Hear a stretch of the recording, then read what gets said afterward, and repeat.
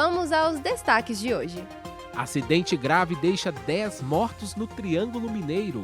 Governo amplia programa de intercâmbio para estudantes. E a arbitragem do jogo entre Inter e Cruzeiro é afastada pela CBF. Belo Horizonte tem previsão de céu claro a parcialmente nublado com sensação de frio ao anoitecer.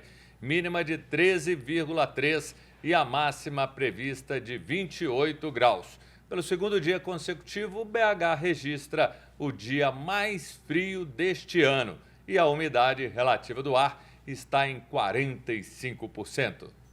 E com a mudança do clima, cuidados com a pele são importantes. Quem conversa com a gente sobre como devemos fazer é a dermatologista da Sociedade Brasileira de Dermatologia, doutora Marcela Matos Simões. Vamos acompanhar as dicas. Temperaturas mais baixas exigem alguns cuidados adicionais com a pele. Então, cuidado com a temperatura alta do banho para tentar compensar o friozinho que está aí fora, pois isso pode ressecar ainda mais sua pele e agravar condições pré-existentes como as dermatites de pele e até doenças como a psoríase. Então, lembre-se, manter temperatura morna do banho, acrescentar a hidratação vigorosa todos os dias pós-banho, principalmente com hidratantes escritos dermatologicamente testados, porque eles têm alguma ciência por trás. E em caso de alguma condição adicional, alguma inflamação, procure seu dermatologista. Obrigado, doutora Marcela e Milene. Tem que ter coragem, encarar então banho frio para a pele ficar legal. Nada de banho pelando. É verdade, viu? Eu confesso que eu corro da água gelada em qualquer situação. Tem que ser forte. Câmara aprova projeto de criação da Polícia Municipal. As informações com o repórter Nilton Lopes. A Guarda Municipal de Belo Horizonte passa a se chamar oficialmente Polícia Municipal de Belo Horizonte, segundo lei publicada hoje no Diário Oficial do município. A alteração foi motivada por uma decisão do Supremo Tribunal Federal do ano passado, que considerou as guardas municipais como parte do sistema de segurança pública em todo o país. Os ministros autorizaram a criação de leis pelos municípios para que as guardas locais atuem na segurança urbana.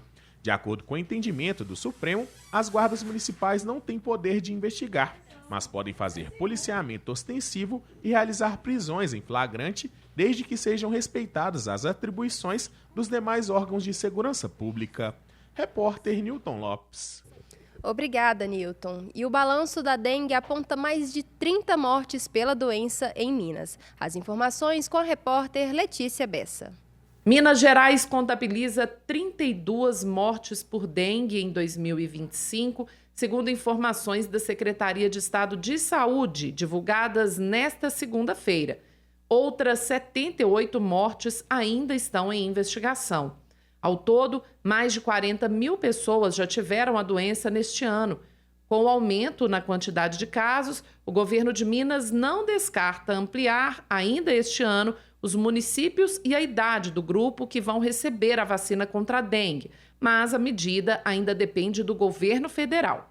Atualmente, o imunizante é aplicado em crianças e adolescentes de 6 a 14 anos de idade em Minas. Repórter Letícia Bessa. Obrigado, Letícia. A Polícia Civil investiga as causas de um grave acidente na BR-040, limite entre as cidades de Itabirito e Ouro Preto, na região central de Minas, durante a manhã de hoje. A batida entre o carro de passeio e um caminhão aconteceu no sentido Belo Horizonte, próximo ao condomínio Mirante da Serra. As 3 pessoas que estavam no carro morreram.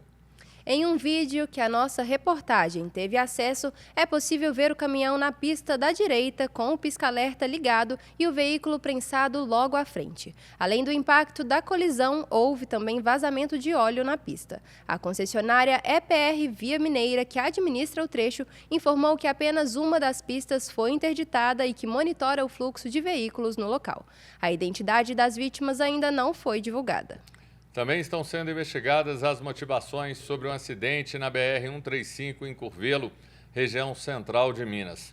Um carro de passeio praticamente desapareceu após colidir com um caminhão-tanque. O motorista do carro morreu no local. o trânsito ficou lento na região por várias horas, mas a situação já foi normalizada. 10 pessoas morreram e 36 ficaram feridas em um acidente durante a madrugada envolvendo um ônibus na MG 223 entre Araguari e Tupaciguara, no Triângulo Mineiro. O motorista do veículo teria perdido o controle da direção e o ônibus tombou na rodovia. 18 pessoas foram encaminhadas aos hospitais da região em estado grave e outras 18 tiveram ferimentos leves. Segundo os bombeiros, o ônibus saiu de Anápolis, em Goiás, com destino a Ribeirão Preto, no interior de São Paulo, com 45 passageiros. O major Fabrício Araújo, subcomandante do Corpo de Bombeiros de Uberlândia, dá os detalhes do acidente. O Corpo de Bombeiros Militar foi acionado para acidente veicular envolvendo um ônibus, um veículo de transporte coletivo que transitava da cidade de Anápolis, Goiás, com destino à cidade de São Paulo, capital. A aproximadamente 20 quilômetros da cidade de Araguari, no entroncamento das rodovias LMG 413 com a rodovia MG 223, o veículo perdeu o controle na rotatória, no entroncamento dessas vias e infelizmente veio a capotar.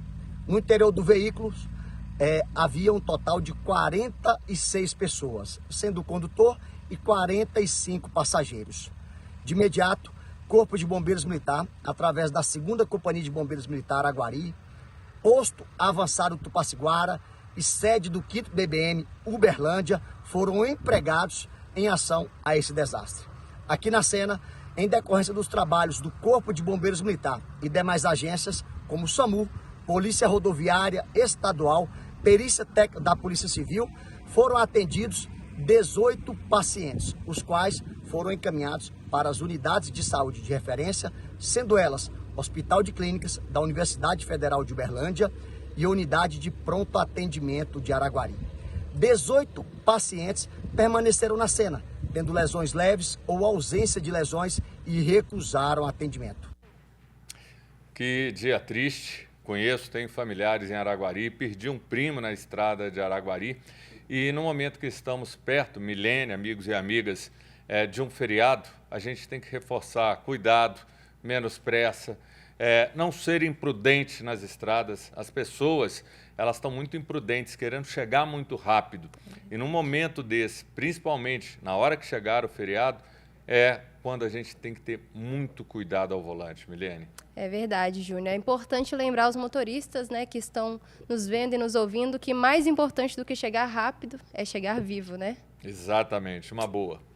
A Polícia Militar de Guaxupé, no sul de Minas, realiza agora à tarde uma entrevista coletiva para apresentar à imprensa os detalhes sobre o ataque criminoso da madrugada de hoje a um quartel da Polícia Militar e a uma agência da Caixa. Segundo o boletim de ocorrência, 3 carros e uma moto foram usados pelos bandidos em uma ação coordenada. Parte do bando fez disparos contra a sede da Polícia Militar e contra uma viatura da Guarda Municipal, deixando um militar ferido. Ao mesmo tempo, a agência bancária era atacada com explosivos. 2 lojas próximas à agência também foram danificadas. Uma aeronave foi usada para procurar os suspeitos, mas até o momento ninguém foi ferido. Gente, isso é coisa de filme, que loucura! É um cangaço chegando ou voltando com força a Minas, lamentável. É verdade. E BH avança no registro de novas empresas. O destaque é da repórter Letícia Bessa. A abertura de empresas em Belo Horizonte no primeiro trimestre foi 36,5% maior em comparação com o mesmo período do ano passado. O saldo positivo foi apontado pelo cadastro de contribuintes de tributos mobiliários da Prefeitura de Belo Horizonte. Nos 3 primeiros meses deste ano, foram abertas quase 11 mil empresas na capital. Hoje, existem quase 500 mil empresas ativas em Belo Horizonte. A Prefeitura destaca que o recorte não considera os números de MEI, o microempreendedor individual, que é aquela pessoa que trabalha por conta própria e se legaliza como pequeno empresário. Repórter Letícia Bessa. Obrigado, Letícia. Eu faço parte dessa nota que eu vou ler agora. Quase 50 mil doses de vacina contra a gripe foram aplicadas na primeira semana da campanha de imunização em Belo Horizonte. O índice de cobertura chega a 8,5% nos grupos prioritários, como crianças de 6 meses a 5 anos, idosos a partir de 60 anos e gestantes. Tem que vacinar, galera. Isso mesmo, e a vacina pode ser encontrada em todos os 153 centros de saúde da cidade e no Serviço de Atenção à Saúde do Viajante. Os endereços e horários de funcionamento das unidades estão no site pbh.gov.br. Manhã agitada em BH, que tem manifestações no centro da cidade. Quem traz os detalhes para a gente é o repórter Giovanni Rodrigues. Nesta terça-feira, o dia começou movimentado no centro de Belo Horizonte por causa das manifestações de duas categorias. Teve uma paralisação dos trabalhadores e trabalhadoras em educação em Minas Gerais, que iniciou na Praça Raul Soares. Em seguida, eles caminharam para a Assembleia Legislativa para audiência pública, onde estão discutindo sobre a campanha salarial de 2025. Segundo a diretora estadual do Sindiúti, Joelisa Vieira, o governo tem que conceder promoção por escolaridade para os profissionais da educação. O Dia Estadual de Luta pela Educação reuniu caravanas da capital e interior do estado e prevê paralisação total das atividades nas escolas superintendências regionais de ensino e no órgão central, com manifestações públicas em Belo Horizonte. A outra manifestação acontece na Praça 7. A ação é dos servidores da Segurança Pública de Minas Gerais, que estão reivindicando recomposição salarial e de perdas inflacionárias. A manifestação conta com a participação do SINDEP, Sindicato dos Escrivães de Polícia Civil, Sindipol, o Sindicato dos Policiais Penais, equipe do Centro Social dos Cabos e Soldados. Segundo o coronel Ailton Cirilo, o ato ocorre em meio a críticas ao governo estadual. A manifestação na Praça 7 deixou o trânsito bem complicado nas principais ruas e avenidas do centro de Belo Horizonte. Repórter Giovanni Rodrigues. Obrigada, Giovanni. E no próximo bloco, CBF pede desculpas ao Cruzeiro pelos erros da arbitragem no jogo contra o Internacional e governo de Minas amplia programa de intercâmbio de estudantes. 12h15.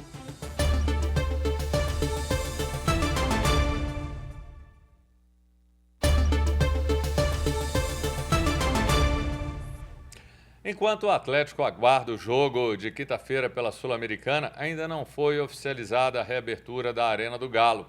E com isso, os próximos 4 jogos do time como mandante não vão ser realizados na Arena. Parte da grama sintética segue retida no aeroporto de Viracopos, em Campinas, em função da greve dos auditores da Receita Federal.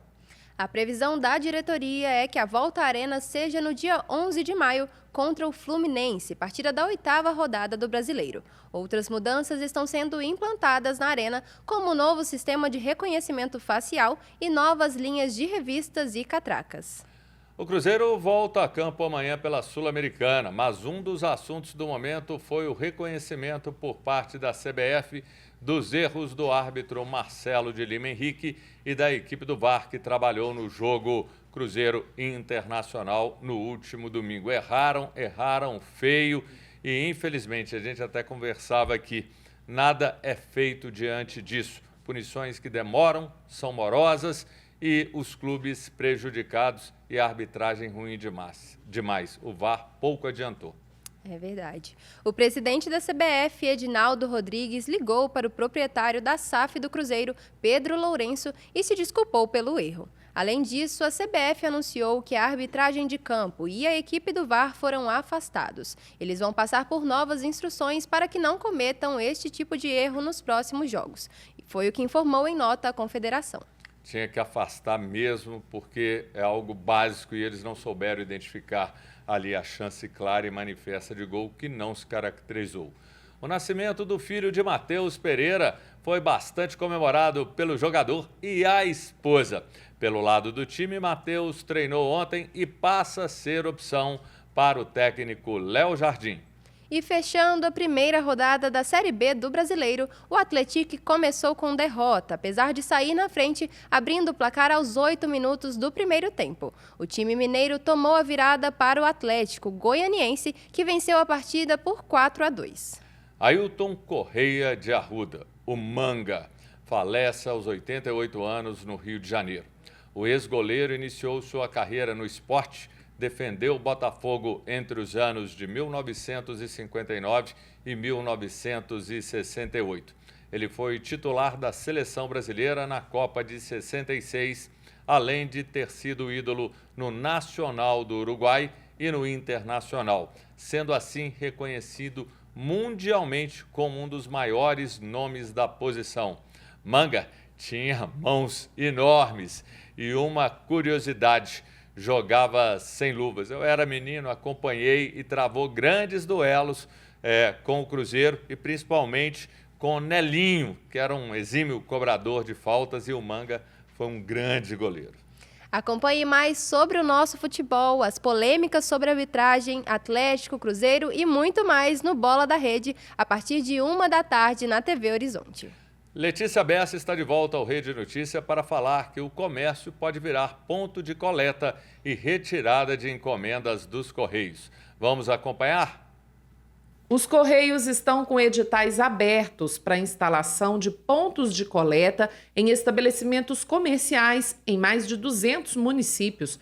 A parceria é uma oportunidade para lojistas ampliarem serviços, sendo um canal prático para o envio e a retirada de encomendas com destino nacional.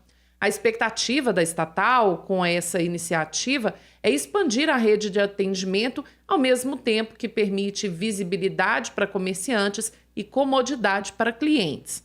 Para participar do processo, empresas devem formalizar interesse no site dos Correios. Em Minas, foram incluídos mais 13 municípios no programa. Entre eles estão cidades da região metropolitana, como Santa Luzia e Vespasiano. Belo Horizonte, Betim, Contagem e Sete Lagoas já integram o programa, assim como Montes Claros, Governador Valadares, Juiz de Fora, Barbacena, Poços de Caldas e Uberlândia. Repórter Letícia Bessa.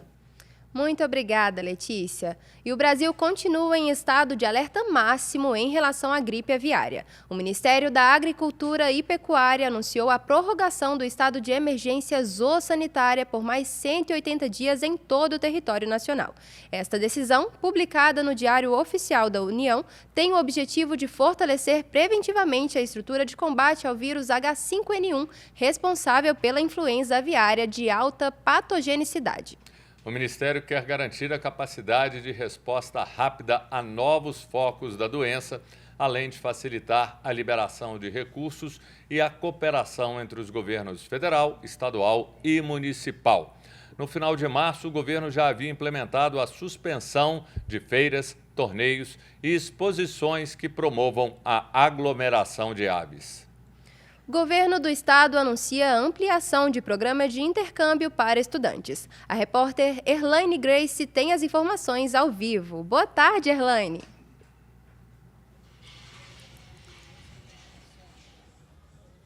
Boa tarde, Júnior. Boa tarde, Milene, a todos que acompanham Rede Notícia. O programa Projeto Passaporte do Conhecimento está em sua segunda edição e ele foi idealizado aqui em Ibirité, na Fundação Helena Antipoff. A novidade é que este ano 450 municípios estão envolvidos no projeto e esta edição ela dará oportunidade para 150 alunos daqui da Fundação Helena Antipoff e agora também vai dar oportunidade para mais 150 alunos dos outros 450 municípios. Além quem pode participar é quem está na rede pública, matriculado na rede pública estadual de ensino no primeiro ano do ensino médio. O Matheus Simões, o nosso vice-governador, conversou conosco sobre esse projeto. Vamos ouvir.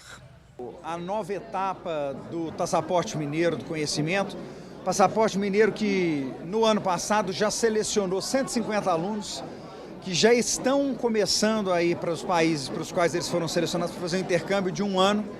Já temos 38 que já foram, alguns estão indo agora esse mês e 90 alunos vão no meio do ano, porque o ano letivo na maior parte dos países do mundo começa em agosto, como vocês sabem. E esse programa é um programa absolutamente inovador. Nós não temos um programa parecido em nenhum estado ou município do Brasil. Intercâmbio de um ano, com o aluno tendo todas as despesas e a preparação feita pelo governo do estado, entregando a esse aluno a oportunidade de estudar num país aprendendo uma outra língua, conhecendo uma outra cultura, voltando para casa uma pessoa completamente transformada. Na edição 2025, que começa ao longo das próximas semanas já com as inscrições, a gente terá a participação de todas as escolas estaduais de tempo integral. Então, mais de 790 escolas participando.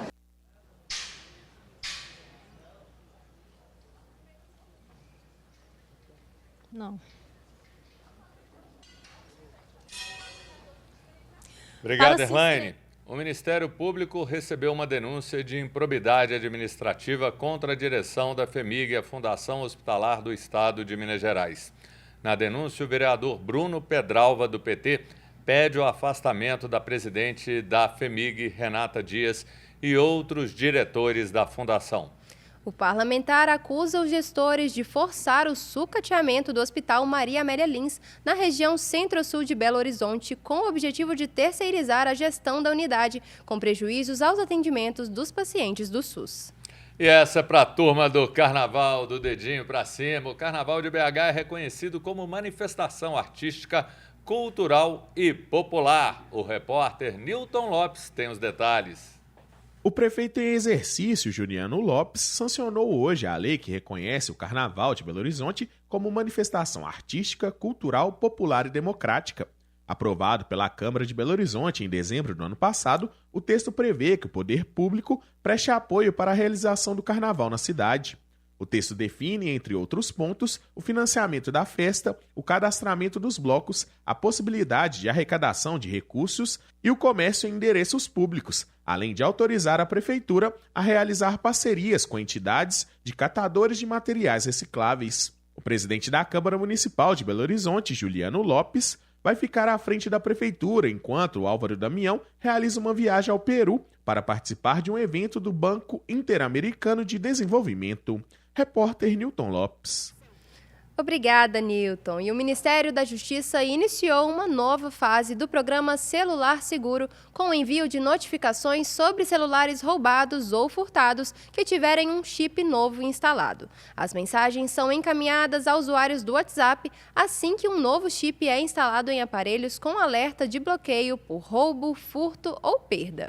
Depois de receber a mensagem sobre a restrição, a pessoa deve acessar o site do programa Celular Seguro e comparecer a uma delegacia para regularizar a situação do aparelho.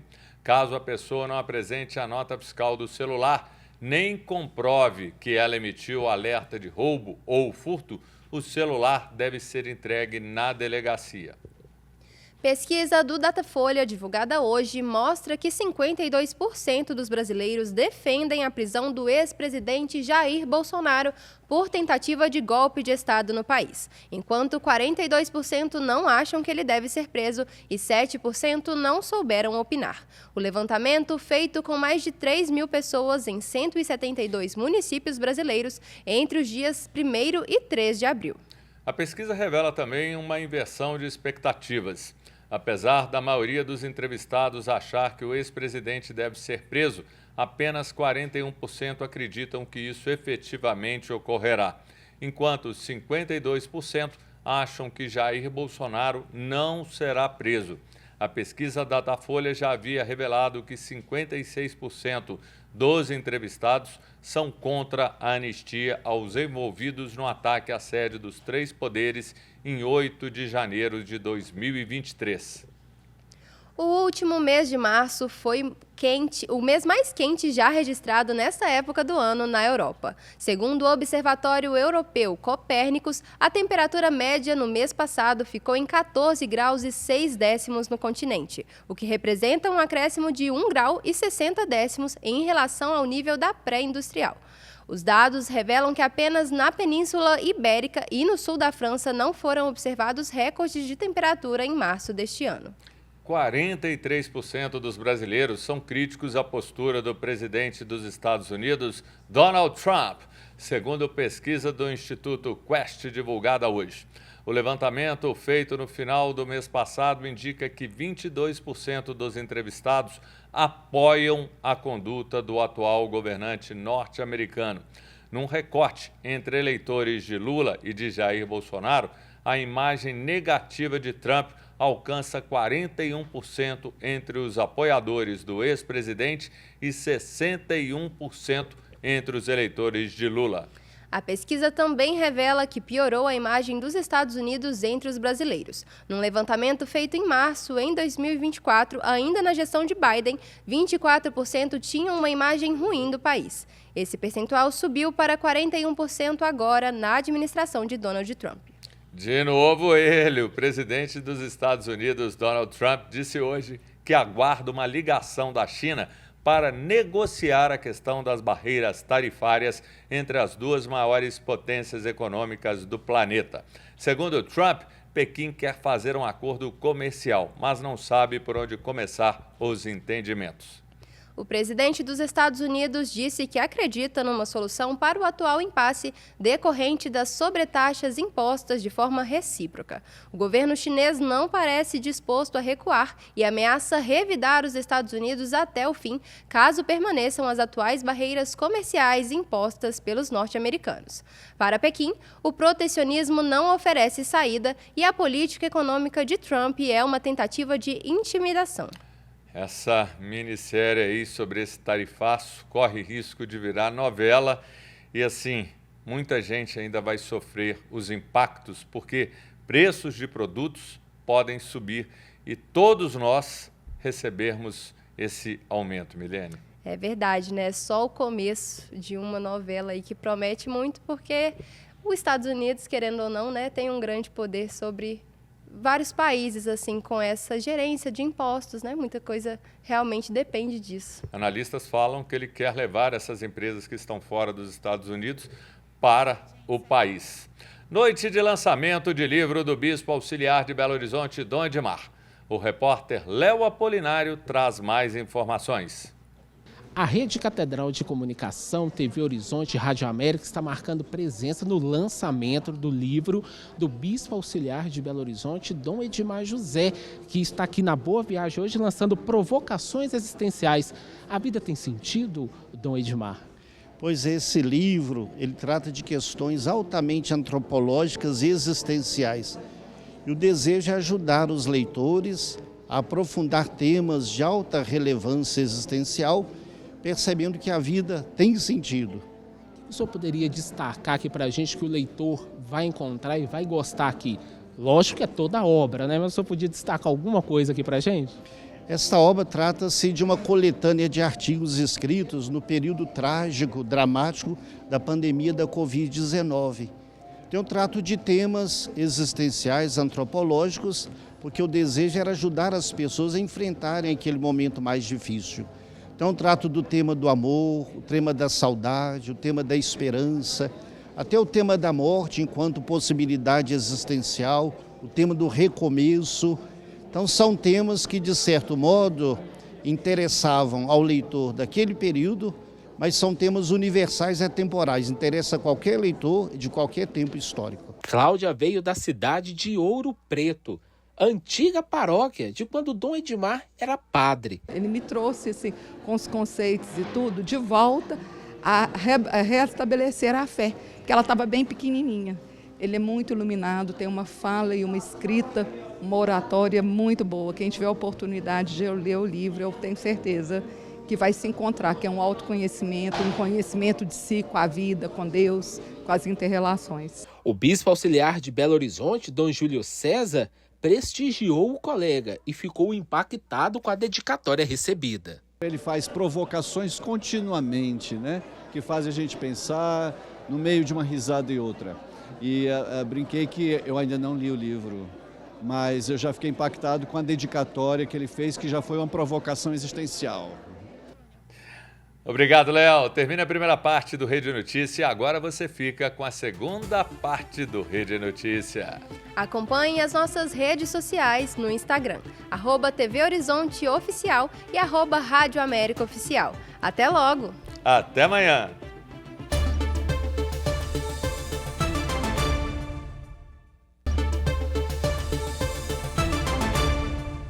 Agora, 12h38, boa tarde para você que nos acompanha pelos meios de comunicação da Arquidiocese de Belo Horizonte. Esse é o Rede Notícia Entrevista, espaço onde nós comentamos aquilo que é destaque em Minas, no Brasil e no mundo, com uma dose de descontração, mas também de seriedade, que é a marca da Rede Catedral de Comunicação Católica de fazer jornalismo. Juliana, boa tarde.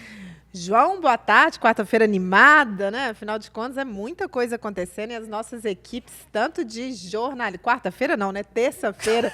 E as nossas equipes, tanto do jornalismo da Rádio América, quanto do jornalismo da TV Horizonte, aí de frente com a notícia para trazer tudo para você. E a gente vai comentar agora um pouquinho dessa terça-feira, né, João? Justamente, Juliana, dando um panorama para você que está ligando a TV agora ou está ligando o rádio e ainda não está ligado naquilo que está acontecendo em Minas, no Brasil e no mundo nas últimas horas. A gente quer começar falando de graves acidentes que, infelizmente, tomaram conta de nosso estado nas últimas horas, principalmente lá em Araguari, no Triângulo Mineiro, onde um ônibus da empresa Real Expresso acabou tombando, algumas pessoas morreram. Infelizmente, o impacto é muito grande, parece que crianças também foram vítimas dessa tragédia.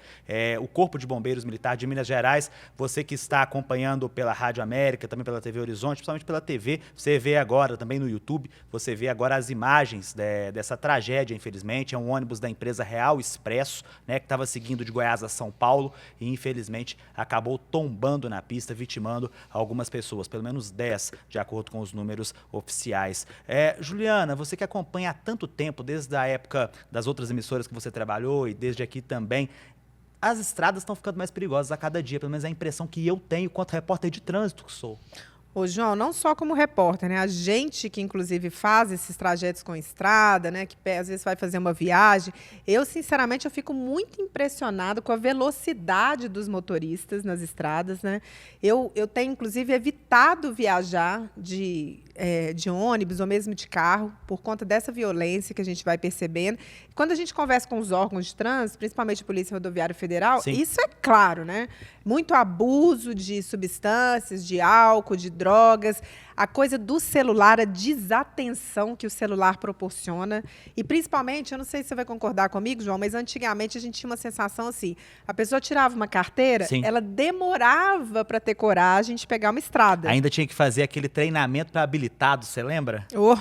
Hoje em dia não tem isso mais não. A pessoa tira uma carteira de motorista, já pega estrada, não pensa duas vezes. Então, assim, é sinal de alerta mesmo. As estradas de Minas, a gente sabe que é a maior malha, né, praticamente, do Brasil. Então, assim, ainda muitos problemas nas nossas estradas, principalmente a questão da sinalização, né, João? Nossa sinalização é caótica, a conservação das estradas também. Tem umas que dependem do ER, tem outras que dependem do DENIT, a gente vê muito mato, é difícil mesmo, e principalmente aquela questão de não ter a divisória, né? Como é que a gente chama isso? As estradas realmente não ter essa questão, cada um está para o seu lado, então muito acidente frontal. As faixas não estão bem sinalizadas como deveriam ser, né? E acaba aí que os motoristas... Falta de pista dupla justamente, falta também. de pista dupla, né? As pistas, a gente sabe que, principalmente nas pequenas cidades, elas são aquelas pistas unilaterais, né? Praticamente uma mão só, que viram duas, né? Aquelas estradas bem estreitas mesmo, e isso acaba prejudicando a vida do motorista. A gente está passando por um momento aqui no estado de Minas Gerais, né? De transição, de privatizar mais essas estradas. Ainda vai demorar muito para a gente dizer que assim, a gente tem uma malha viária excepcional. E a questão da privatização também é um grande problema. Tem muita gente que concorda, tem muita gente que não concorda. Isso encarece mesmo para o motorista. A gente paga imposto, a gente espera, ou esperaria que as estradas fossem melhores, mas não é o que acontece. Mas a gente está nessa transição do Estado, mas o que a gente espera mesmo, né, João, é que realmente melhore, porque é isso que a gente viu, né, gente? Estrada ruim pode causar um acidente. Claro que acidente também são vários fatores, claro, pode ter um componente humano, a gente não sabe o que aconteceu, né? Já diz, né? É acidente. Mas é acidente. Então a gente espera realmente que a gente tenha uma malha viária bem melhor aqui no estado. O que mais, João? Vamos falar de quê? Muito bem. Agora 12h42, Juliana, quero abordar também mais uma ação do chamado Novo Cangaço. Para você que não sabe, O novo cangaço são aqueles grupos armados que estão especializados em roubar agências bancárias, principalmente do interior, onde a segurança não é tão efetiva como deveria ser. A gente viu anos atrás, lá em Varginha, né, a Polícia Militar, em uma ação, acabou matando 27 suspeitos, algo que ainda está na justiça, né? E na madrugada de hoje, na cidade de Guaxupé, no sul de Minas, né, as imagens estão na tela das redes sociais, você que está acompanhando pela TV Horizonte, pelo YouTube, você pode observar, né? Alguns suspeitos armados invadiram uma agência da Caixa Econômica Federal. Os prejuízos ainda não foram divulgados, mas fato é que foi uma quebradeira generalizada na agência da Caixa da cidade de Guaxupé, bem no centro da cidade. Ô, Juliana, os bandidos estão perdendo o medo da polícia? Ô, João, olha pra você ver que engraçado. A gente olha essas imagens, né? Não tem uma alma viva na rua, né? Justamente, justamente. E aí essa questão das cidades do interior, elas ficam muito vulneráveis por conta disso, né? Eu conheço Guaxupé, já passei um final de semana lá, uma cidade bonita, tranquila, muito bonita, muito tranquila também. Muito bonita. As pessoas muito gentis, muito educadas, e essa característica do interior, né? Não tem essa preocupação mais efetiva com uma segurança, porque acho que não vai acontecer nada. Justamente. E aí os bandidos aproveitam. Você vê que, olha, eles estão passeando livremente, demorando até um certo tempo para poder chegar e fazer essa situação, né? Cometer esse crime na agência. Sim. E aí, aquela coisa, né, João? O estado é muito grande, voltamos a falar sobre isso, são 853 municípios. Sim. A gente sabe que a Polícia Militar, o governo de Minas, aí se desdobra para poder tentar realmente cobrir com um número expressivo de policiais esse tanto de município, né? Mas a gente sabe que é realmente um grande desafio. E o que a gente faz, João, em relação a isso? A gente cobra das autoridades, né? A gente relata aqui, mas... Justamente, eu acredito, por isso que eu falava na redação agora há pouco com alguns colegas e partilho com você que está acompanhando a gente também agora no Rede Notícia Entrevista, uma mudança na Lei de Segurança Pública, essa PEC, né, que hoje foi encaminhada lá para o Congresso Nacional a partir do Hugo Mota, que é o presidente da Câmara, entregue hoje pelo ministro Ricardo Lewandowski, ministro da Justiça. Essa PEC, ela é fundamental, porque as forças de segurança brasileiras, elas precisam trabalhar de uma forma una, né? Pra gente ser bem coeso, assim. Elas precisam ser mais coesas, elas precisam ser unas, porque não tem jeito de cada um trabalhar para um lado. O crime ele tem que ser combatido, ao meu ver, Juliana, de uma forma única, né? De acordo, cada um no seu respectivo lugar, cada força de segurança no seu respectivo lugar, mas trabalhando todo mundo de forma integrada, porque a gente consegue mapear casos como esse, porque o interior nunca vai deixar de ser interior. Não, né? Graças a Deus. Graças né? a Deus por isso. O interior não vai deixar de ser interior, mas as pessoas que estão no interior estão começando a ter medo de morar no interior. É verdade. Antigamente as pessoas saíam da capital para morar no interior porque tinham medo da capital, com razão. Sim. Agora as pessoas estão com medo de morar no interior, está tendo um efeito reverso dessa palavra. Então, como lidar com isso? Tem que ter uma reforma de segurança pública, senão não tem condições. E também, assim, no Código de Processo Penal também, né? Porque Justamente. também não adianta, a polícia vai lá, prende, a gente já ouve isso há muitos anos, aí a justiça vai lá e solta. Aí tem a questão, não tem antecedente, né? Às vezes o cara está cometendo vários crimes aí, mas nunca foi pego. Então, Justamente. assim, como é que a gente vai dosar, né? Fazer essa dosimetria e conseguir considerar todo esse processo, né, se o crime foi mais violento, se foi premeditado, para poder chegar a realmente uma sentença que seja adequada e a gente ter esse reflexo aí na segurança.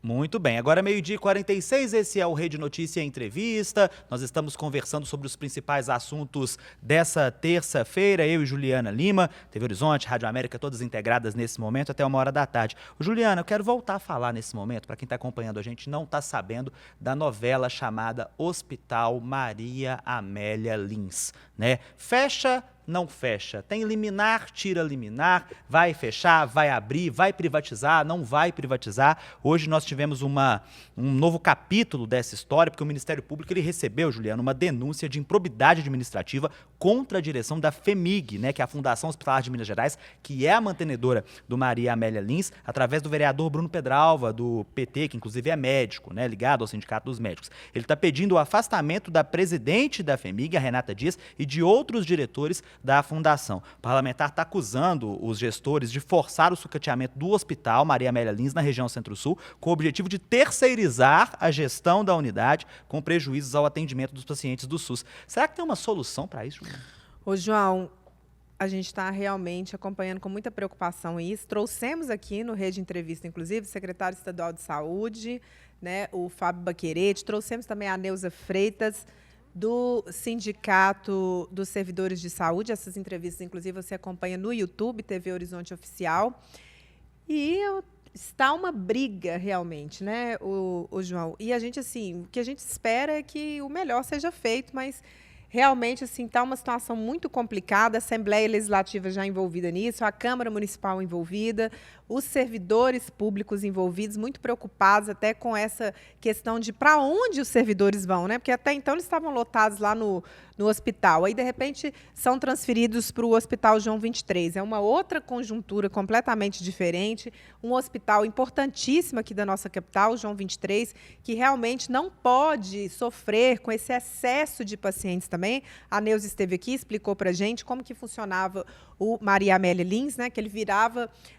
a questão da cirurgia ortopédica ela é complexa porque você tem o primeiro atendimento emergencial e depois a pessoa tem que fazer, né, uma segunda cirurgia. Justamente. E aí o Maria Amélia Lins entrava nisso. E foi tudo transferido para o João 23. A Neuza, inclusive, alertou sobre isso, né? Uhum. Essa capacidade do João 23 absorver essas equipes de trabalho e também absorver mais esse ponto do hospital. O secretário diz que está tudo bem, está tudo tranquilo. As versões são muito diferentes. As versões são muito diferentes. Então, a gente acha que realmente, num momento como esse, é necessário o envolvimento do Ministério Público, é necessário o envolvimento da Justiça para poder avaliar isso tudo. Uhum. E o que a gente espera aqui como imprensa é que realmente o melhor seja feito. Lembrando, né, Juliana, que teve uma liminar do Tribunal de Contas do Estado que proibiu a assinatura da concessão, né? Então, um consórcio de municípios, né, tinha ganhado a concessão, mas o TCE barrou essa concessão e, por enquanto, vai ser decidido judicialmente a história do Maria Amélia Lins. Agora, 12h49, nós vamos para o intervalo e voltamos já.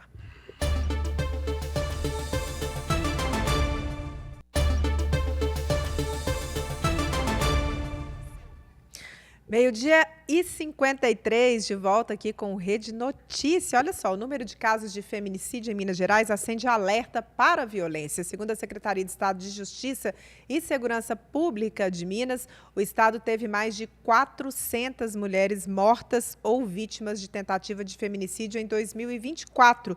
Nos 2 primeiros meses de 2025, quase 20 mulheres já foram mortas. No último final de semana, a região metropolitana de Belo Horizonte registrou 3 casos de mulheres que perderam a vida. Sandra Maria França, de 46 anos, Maria Luísa da Fonseca Santos Costa, de 26 anos, e Tainá Silva Rosa, de 20 anos, foram mortas pelos companheiros ou por homens com quem vieram. Para a gente falar um pouco sobre esse assunto, a gente conversa agora com a advogada e vice-presidente da Comissão de Enfrentamento à Violência contra as Mulheres da OAB Minas, doutora Elis Angelita Grodério. Muito boa tarde, doutora. Muito obrigada pela participação aqui no Rede Notícia.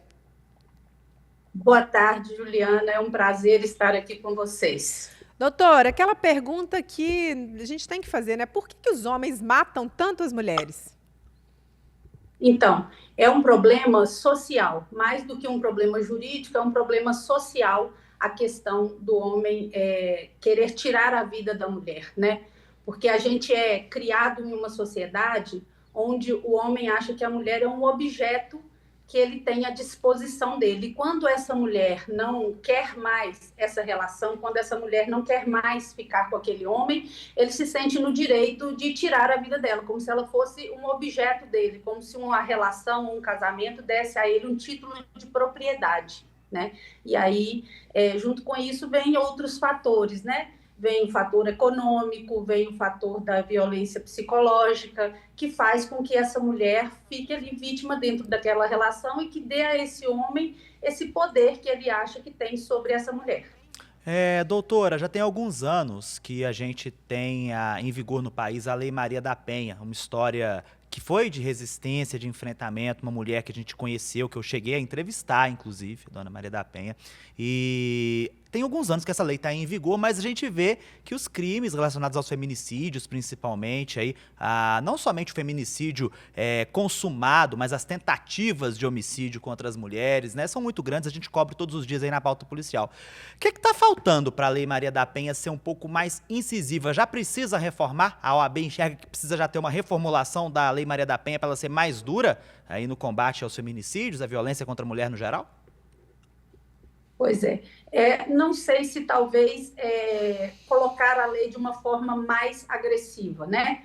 Porque a Lei Maria da Penha, na verdade, ela é uma lei que protege, né? A medida protetiva, ela efetivamente dá uma segurança para a mulher. O que a gente vê das estatísticas é que, apesar de terem aumentado os números de feminicídio, nas cidades onde há um maior registro de violência doméstica e pedido de medidas protetivas, há um menor número de feminicídios, né? Então, a gente vê que quando a mulher denuncia e pede a proteção da lei, evita-se de chegar no crime extremo, que é o feminicídio. Mas o que acontece é que muitas mulheres não denunciam. E a Lei Maria da Penha, ela é efetiva. E depois da Lei Maria da Penha, vieram outras leis que trazem essa efetividade para ela. Por exemplo, agora nós tivemos o pacote antifeminicídio, que é uma lei recente do final do ano passado, que agrava a pena do feminicídio. Então, essa lei vem dar suporte para a Lei Maria da Penha, que é uma lei, uma das 5 melhores do mundo em termos de proteção para a mulher. Então, vem outras leis que vêm dar efetividade para a Lei Maria da Penha. E essa nova lei do feminicídio é uma delas, né? Que é uma lei que aumenta a pena do feminicídio para até 40 anos, é a nossa maior pena no Brasil, e que coloca um prazo maior para que esse agressor saia da prisão. Então, se um homem hoje comete feminicídio e vai preso, ele vai ter que cumprir 55% da pena para sair em liberdade. Então, considerando que a pena vai de 20 a 40 anos e que a média de condenação de um feminicídio é 30 anos, esse homem vai ficar, em média, 16 anos em regime fechado para sair para a progressão de regime. Então, existem outras leis que vão trazendo efetividade para a Lei Maria da Penha. Então, não é um caso de reformular a Lei Maria da Penha. É um caso de dar uma maior assistência para essa mulher, enquanto sociedade de uma forma geral, para ela ter suporte familiar, suporte financeiro, suporte das entidades públicas, para que ela consiga denunciar a violência e sair da relação abusiva. Porque a Lei Maria da Penha já é efetiva, e as leis que vêm advindas da Lei Maria da Penha, como a lei do feminicídio, já são suficientes para penalização. Na verdade, o que eu entendo que falte seja conscientização, educação, mudança da forma que as pessoas são educadas e um maior aparato estatal para cuidar dessas mulheres. Ok, doutora, queria muito agradecer a sua participação aqui no Rede Notícias. A gente conversou com a advogada e vice-presidente da Comissão de Enfrentamento à Violência contra as Mulheres da OAB Minas, doutora Elis Angelita Grodério. Muito obrigado a você que esteve conosco. Permaneça em nossa programação. Fique agora com o Bola na Rede, com o nosso amigo Júnior Brasil. Tudo sobre Atlético, Cruzeiro e América e o futebol no Brasil e no mundo. Ótima tarde para você. Permaneça na nossa programação. Ótima tarde. Até amanhã.